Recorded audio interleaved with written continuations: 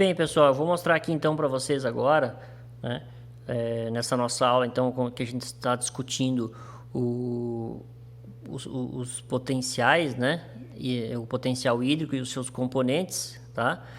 Agora a gente vai discutir um pouquinho sobre o potencial matricial, tá? Então aqui eu fiz esse pequeno experimento para demonstrar para vocês, tá? Então são dois frascos, acima deles nós temos dois funis de vidro, tá? Eu coloquei um pequeno pedaço de algodão na base do vidro para não perder o material que foi colocado acima dele, tá?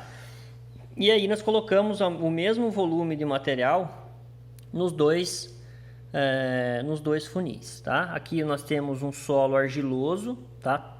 Totalmente triturado, né? Desestruturado, tá? Colocado nesse funil. E nesse funil aqui nós colocamos areia, tá? Areia usada aí na construção civil, certo?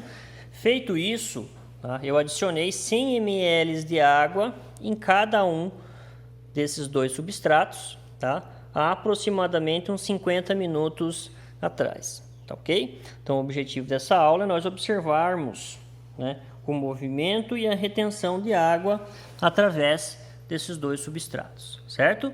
Então o que aconteceu aqui, ó? Tá? Vou mostrar para vocês aqui, né, o frasco, né, proveniente do solo argiloso primeiro, tá? Então vocês percebam que uma parte da água ficou retida no solo, tá? E uma parte da água ficou, né, passou pelo solo. Nós chamamos isso de um processo de percolação da água através do perfil do solo, tá? E foi drenada para o frasco, ok? Então essa relação ela está baseada no potencial matricial do solo, que é o que explica então a retenção de água nas partículas, tá? Como nós vimos na aula passada, né, na aula teórica, a água tem potencial para se aderir às partículas de solo, às cargas da superfície das partículas do solo, tá? E a água que não é atraída por essas partículas ou que permanece muito distante dessas partículas, vai ser atraída pelo potencial gravitacional, tá? E tende a ser drenada, ou seja, tende a percolar através do perfil do solo, tá ok? Numa situação, né, agronômica de campo, né, nós dizemos que depois que toda a água gravitacional é drenada, tá, que é o que eu mostrei para vocês aqui embaixo, o solo se encontraria na capacidade de campo, tá, que seria o máximo potencial de retenção de água daquele solo, ok? Então isso sofre um efeito direto do potencial matricial desse solo, certo, pessoal? Aqui então nós temos o frasco onde nós colocamos areia como substrato e colocamos a mesma quantidade de água, tá?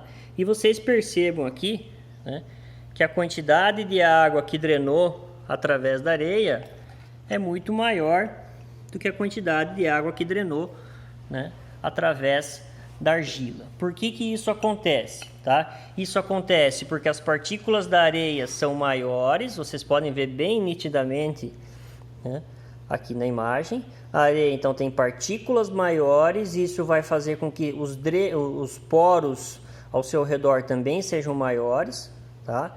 E também, né, a chamada área de superfície específica, né, que é a quantidade de área por volume de solo, tá? Isso reflete então uma redução no potencial matricial em relação ao solo argiloso, tá? Então, como a areia é mais porosa e tem menos superfície por unidade de volume, tá, o seu potencial matricial se torna menor, tá? E a quantidade de água que esse substrato consegue, né, reter é menor do que o substrato argila ou solo argiloso, tá ok? Então o potencial matricial de um solo qualquer, né, ele vai ser determinado pelo seu material de origem, né? Se é um solo mais argiloso ou um solo mais arenoso, tá ok? Então aqui, ó, vocês têm o total de água que estaria disponível para as plantas, tá?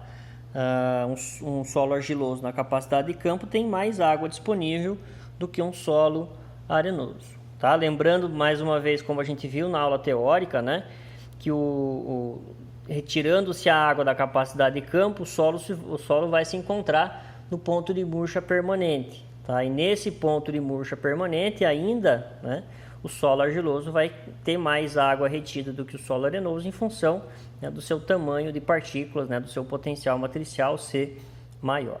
Certo, pessoal?